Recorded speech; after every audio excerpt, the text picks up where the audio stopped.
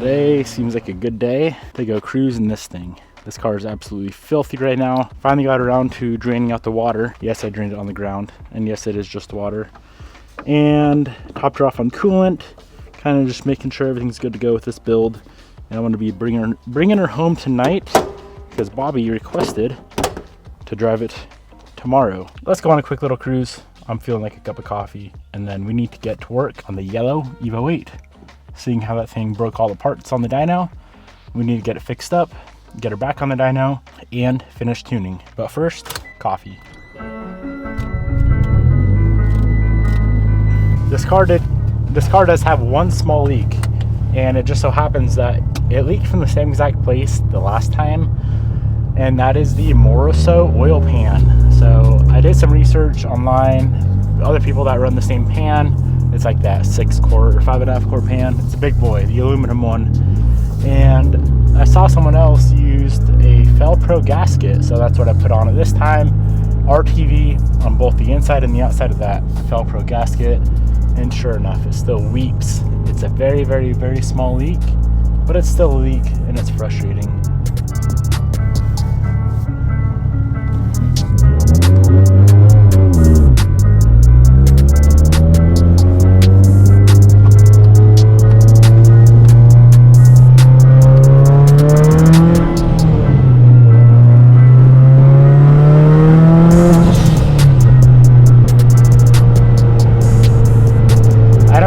Get around to tuning this good old Evo 10 before we head out and get married. That would be cool if we could, but kind of on a time crunch right now. Not many days left until we leave. Car runs phenomenal as is. I know Bobby's not going to go beat on it. I don't really care to put a limiter or a boost cut or anything on it because I know that Bobby is not going to beat on it. And if she does, well, guess what? It's her car, so that's alright, I guess, but she won't. This thing's a lot of fun to drive. I drove it a little bit this morning. Such a solid build. Very excited and happy that we went with the full ETS build on this thing. Those parts are absolutely phenomenal. Sounds good. Sounds so good. ETS turbo manifold with the ETS catback. Can't beat it. This is the clunker that we need to work on today. If you guys did not watch the dyno video, we were maybe 3 pulls in, and third pull started seizing up our Rock Auto special power steering pump, and then the very, very next pull, it blew open the intake manifold. So I'm trying to get everything fixed today. I did drive it home from the dyno. It's maybe 15 miles, I would say. It kicked the serpentine belt on the way home, and our duct tape held up very nicely. Let's pull this back and let me show you guys how bad this thing's cracked. Man, this is some good tape.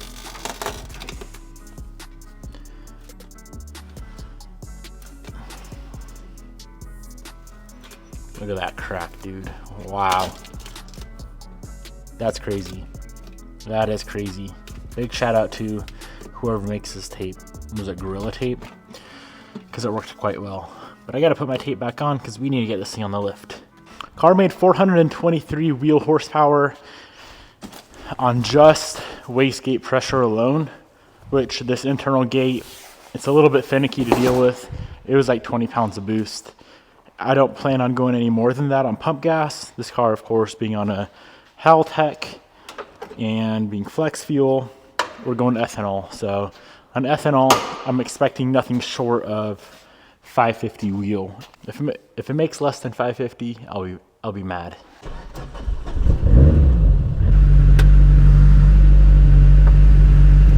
Can't run it for too long because, of course, without a serpentine belt, we don't have a water pump.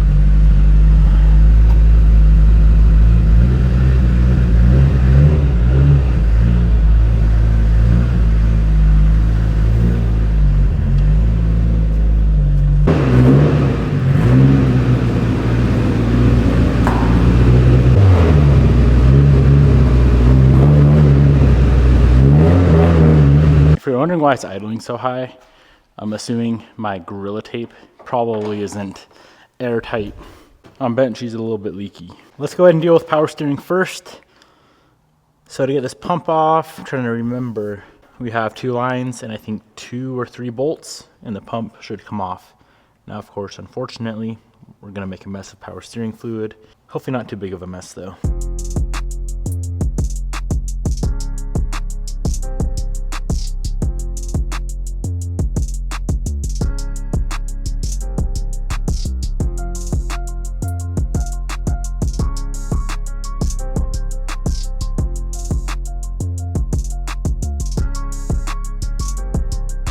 Well, I'm sure glad I didn't pull the pump all the way off. Boys, the power steering pump is fine. So when we had it on the dyno, we pulled off the belt and I just automatically, for starters, I owe an apology to Rock Auto. I'm sorry for bashing your power steering pump. But back to the dyno, we pulled the serpentine belt off. Noise went away, so I knew it was on the serpentine belt. The only aftermarket component is the power steering pump. It's an OEM water pump, OEM AC compressor, aftermarket power steering pump. So all 3 of us automatically assumed it was the pump. But as I was pulling it off, I peeked down underneath and lo and behold, look at this. You ready for this? That AC compressor clutch is completely off. That thing is disintegrated, man. See if I can get a hand down there while I film. Oh man, I think that's our problem. I don't think it's the power steering pump. Power steering pump's fine. Also, we noticed that play while it was on the dyno. Now look at this. A known good used OEM unit from an Evo. Same play. And another different brand new pump. Let's see if this one has the same play. All 3 have that same play. The power steering pump is fine. AC compressor is not fine. And of course, I did not order an AC compressor. So what we can do is just throw on a AC delete belt for now, and then replace the AC compressor later on. Let's go ahead and pull off the intake manifold.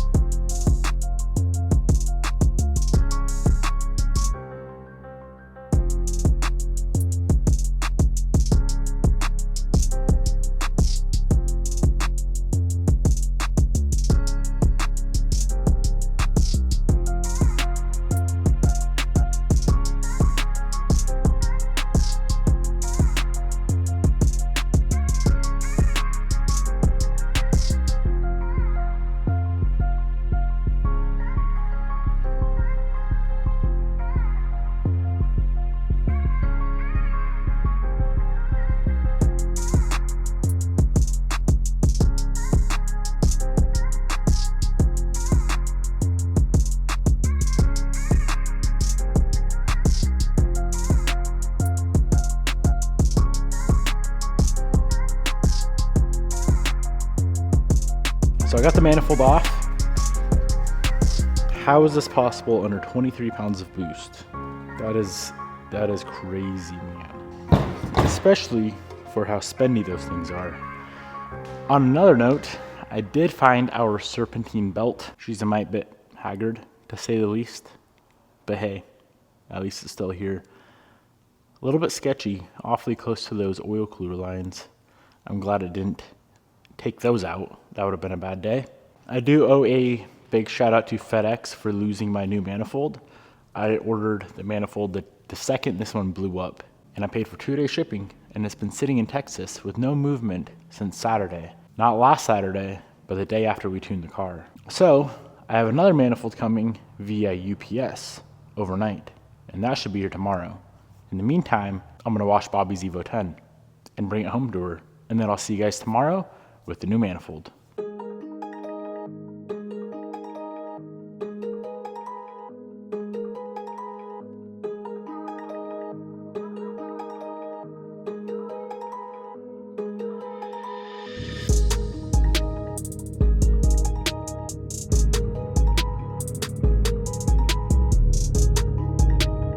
This thing looks right at home in the garage.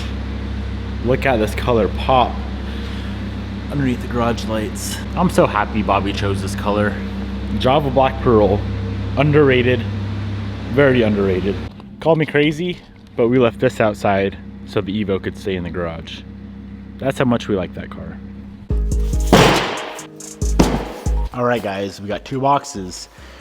One from ETS and one from Skunk 2. Let's go ahead and open up this manifold. So the word on the street is that you should only run a sheet metal intake manifold on a car that's solid mounted, meaning solid motor mounts. That's what I heard, and that's apparently why that one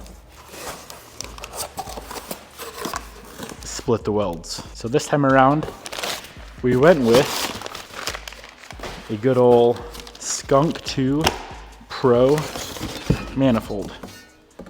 Man, oh man, that thing looks nice. Obviously, I think the sheet metal looks more race car-y, but this still looks very, very, very nice. So that's package number 1. Comes with a new dipstick tube. Comes with a throttle body gasket, all the hardware, and a nice little badge. And then package number 2, unfortunately, because we're going from a Magnus to a Skunk 2 manifold, we do need a different upper intercooler pipe for our setup. The one on the car is obviously made for the Magnus manifold, and it will not work with the OEM style. So I got in a new ETS upper intercooler pipe. As always, big shout out to ETS for making the best parts in the world. All right, let's get this thing outfitted with all of the sensors and bungs and whatnot that needs to go on here. They have 6 different ports, all 1/8" NPT. So I'm gonna be utilizing mainly these ones down here. I'll use this one to pop over to the fuel pressure regulator. And then I am not gonna be running an Evo style map sensor, just because really the only brand is the Omnis. And I tend to have a lot of problems with the Omni map sensors. Plus, the car's already tuned for the AEM 4-bar. So I will thread in that AEM into one of these ports here. And then I'm hoping someone just makes a block off plate. I would assume that they do. I used to only use thread tape back in the day. And then recently I started using thread sealant from Permatex. And it actually seems to work quite nicely. You don't need too much. It looks cleaner and it seems like it seals better, especially on coolant. Something like that should be plenty.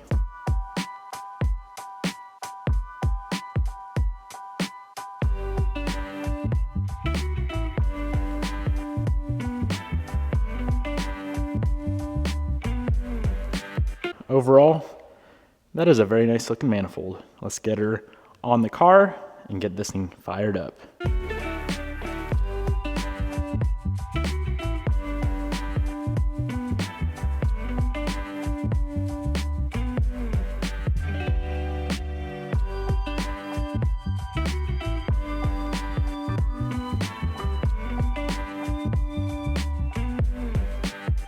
How was driving your Evo for the first time?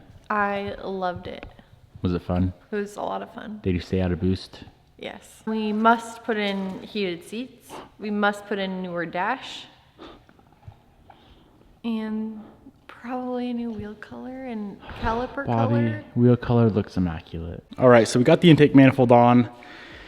It was kind of a tough fit. I had to modify the throttle cable. That intercooler pipe I got from ETS. The one for the Magnus manifold actually ended up fitting better. And not to mention, that was a 3-inch. For some odd reason, I ordered a 2.5. So I ran the same intake pipe, or the intercooler pipe. Overall, the Magnus manifold was a better looking manifold, but at least this one won't blow apart Let's go ahead and fire this thing up. Keep in mind we still don't have a belt on it.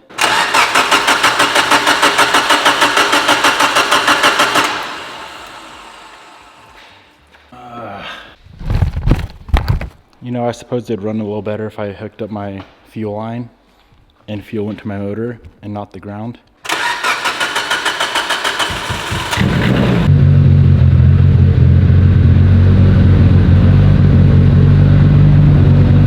Just ran and picked up the belt that you need if you are not running an AC compressor. And if you're not running an AC compressor, that is the routing that you want.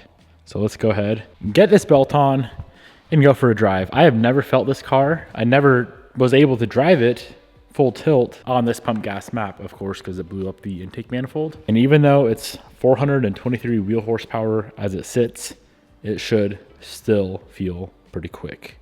So let's get this belt on and see for ourselves how old girl rips.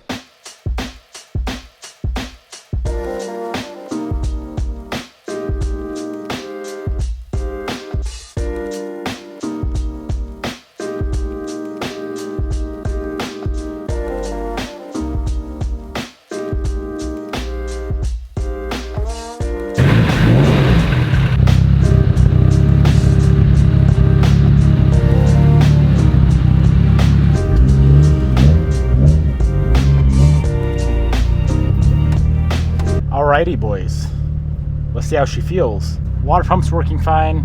Power steering pump indeed is working perfectly fine. It's kind of funny how we thought it was the pump. I guess we should have inspected a little bit more closer.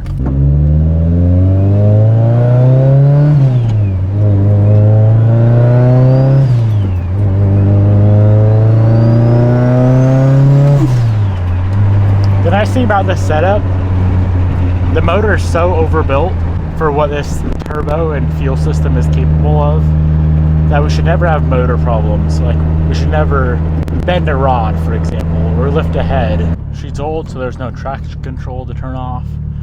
Just straight, raw sauce. I'll roll into it in second gear. I don't plan on flat footing her.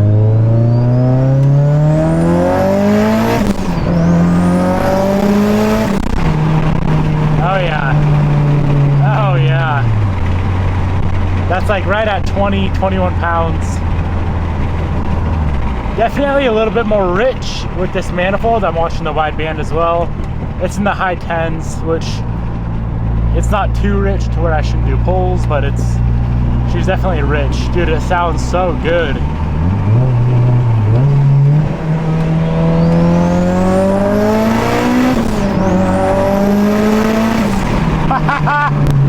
What? No way. This sounds so good. Of course, it does have an external O2 dump. It's an internal gate with an O2 dump. Dang, that sounds good. I need some outside shots immediately. First time hearing the gate open. Like I said, 400 something wheel, 423 wheel. It's not crazy fast, but it's fun. It is fun for sure. If I'm being honest, this might be the slowest car that I own, that I've actually like worked on. Obviously the stock Mark IV is slower than this, but as far as cars being built, this is easily the slowest car.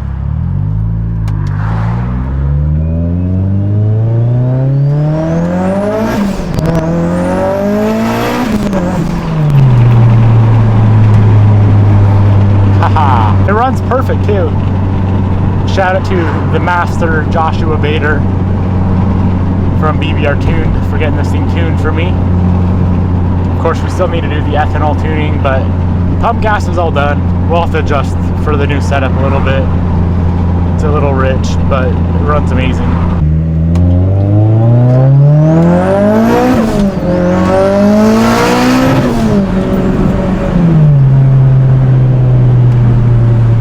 Well, old girl is back, better than ever. Of course, I do still need to put a AC compressor on it, But that is, of course, the least of my worries right now. I just want to get this thing back on the road. The last thing I wanted to do was leave, go get married, and come home to this stupid car still broken down. So it's back. We're good to go. And it rips. It's going to be quite a bit quicker, obviously, on E85. Anything short of 550 wheel, I'm selling it. All right. Hope you guys enjoyed. I'll link that intake manifold down below. And that's a wrap.